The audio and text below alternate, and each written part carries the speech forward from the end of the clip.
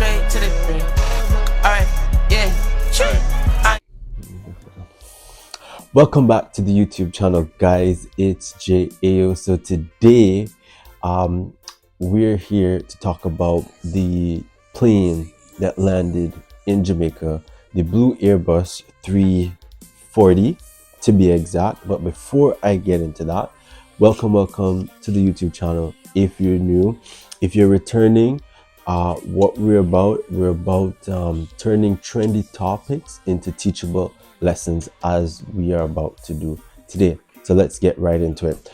Okay, guys, so as of the 2nd of May, a plane from Germany, or owned and registered from Germany, has landed in Jamaica with a total amount of 253 passengers. Of that amount, 218 are Indians. The stewardess, they're German. There's one individual who's an Uzbek national. The other nationalities making up that total was not disclosed. So what we know so far is that this plane was chartered. It was chartered. From what I was able to find out, it wasn't clear where it was chartered from, but it was a chartered flight. So the flight went to Dubai, then it went to Egypt to pick up the Uzbek national. Then it came to Jamaica. Now, the public authorities, officials in Jamaica, have said that this plane technically wasn't given clearance to land in Jamaica, but they landed the plane in Jamaica. The immigration officials did not give entry for those individuals to leave and go out in the general public in Jamaica. Now, there seems to be a lot of confusion of what is the purpose of this flight, what is the intention of this flight, where is its final destination. That has not been shared with the public media or general members of the public. The government of Jamaica has been tight-lipped about it. That is headed up by the Most Honorable Andrew Holness, who's the Prime Minister of Jamaica. In regards to the Ministry of National Security, that is headed up by Dr. Horace Chang. And everyone has been quiet so far. Now, the opposition party, which is the People's National Party, which is headed up by Mark Golding, the spokesperson from the PNP, which is Dr. Angela Brown Burke, has, asked, what is going on with this? What was the purpose of this trip? What was the intention of this? The Ministry of Tourism was given a request by, I think, the same group back in September 2023 to say, hey, we want to travel for tourist reasons, and that was denied. The thing that makes it suspicious is that when the plane landed in Jamaica, there were two people who were not on the manifesto, and that raised flags for the Jamaican government. When the question was asked in terms of, where will these individuals be detained, the local authority, enforcement authorities in Jamaica said they didn't have a detention center for space for these individuals to hold them, and their other locations for remand was booked out. Now, what is very interesting about this whole ordeal and experience is that it seems that certain Jamaican, or rather protocols, landing protocols, were not.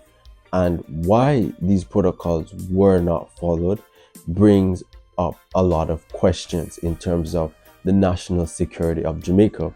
We do know that countries like Cuba have been using other airlines to come from Cuba to come to Jamaica and then transit elsewhere. We know that Haitians have been trying to come into Jamaica as a transit point to go elsewhere. So is this a case where this is happening yet again?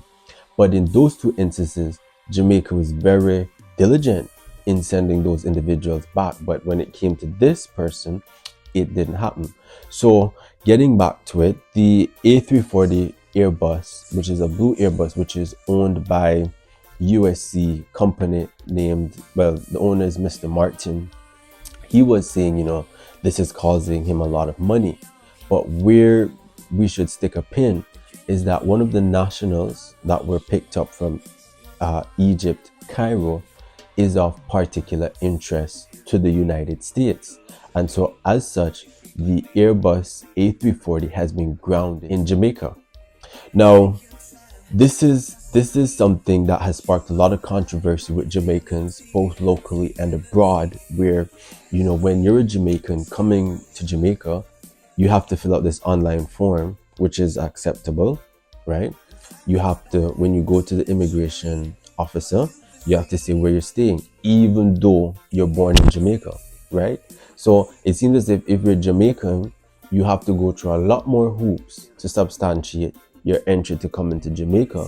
But when it comes to other nationalities or this group of individuals, free clearance, free pass, no checks and balances. And it raises a lot of question on, running the government in Jamaica. Who is to be held responsible for this? And that would fall primarily with the Prime Minister and the Minister of National Security. Now, what one has to ask is, what are they doing with the taxpayer money?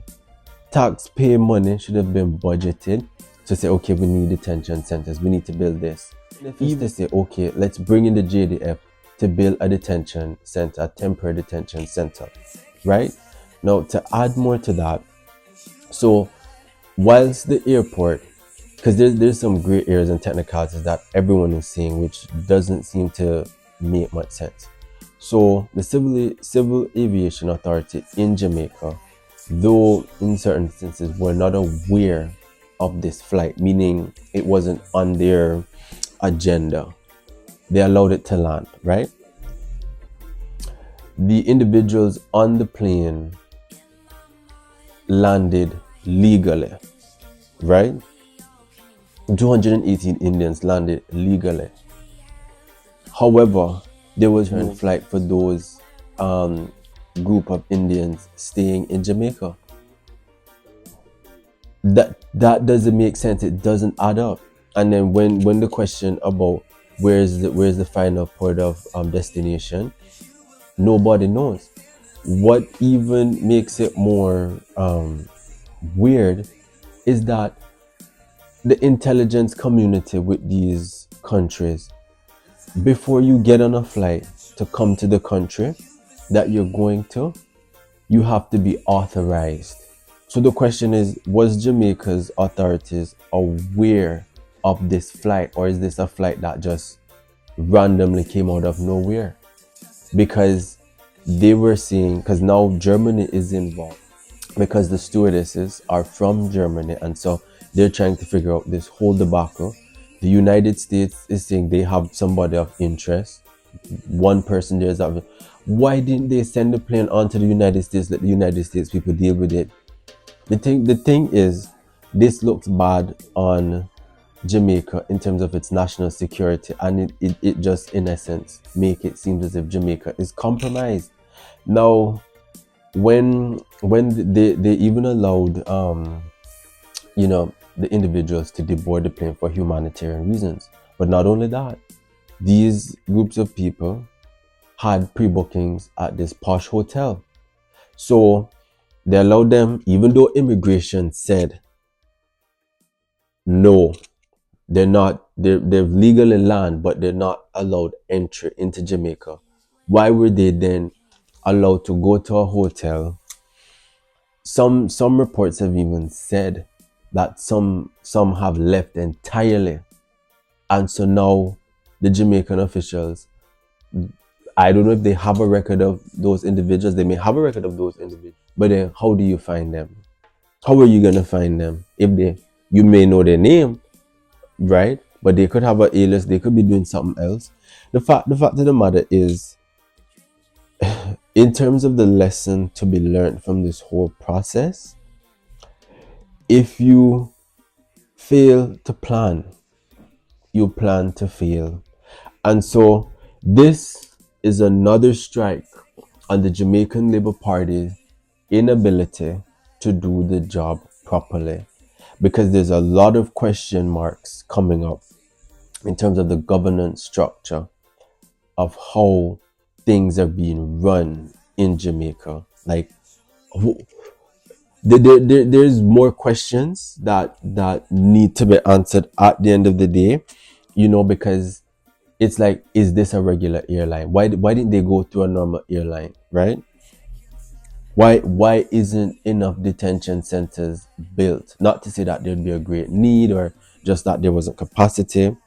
um and why did they charter a flight? Those are the main questions, and until those questions are answered, nobody will really know.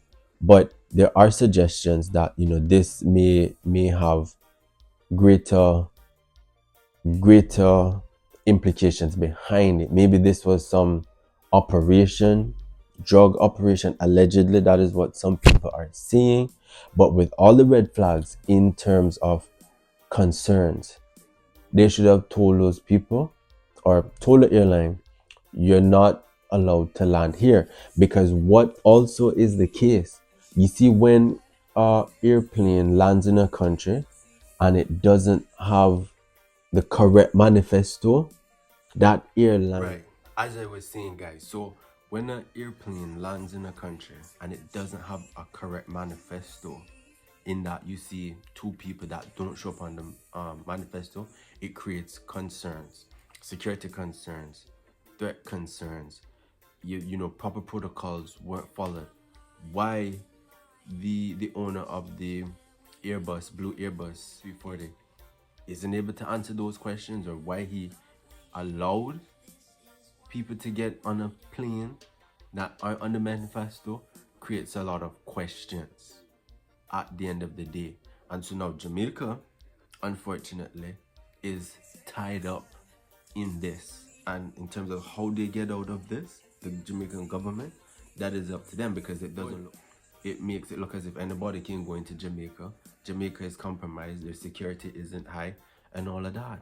So that is what Jamaica will have to deal with and suffer from, due to the negligence, rather, that it has allowed to happen, and why Jamaica didn't have strict protocols for people, or for this flight entering into Jamaica. The government needs to answer for that. So I'll keep you all updated on that to see if there's anything, but like I said, if you fail to plan, you plan to fail. Guys, don't forget to like, subscribe, and share, and I'll see you on the next video. They fall from them straight to the brim.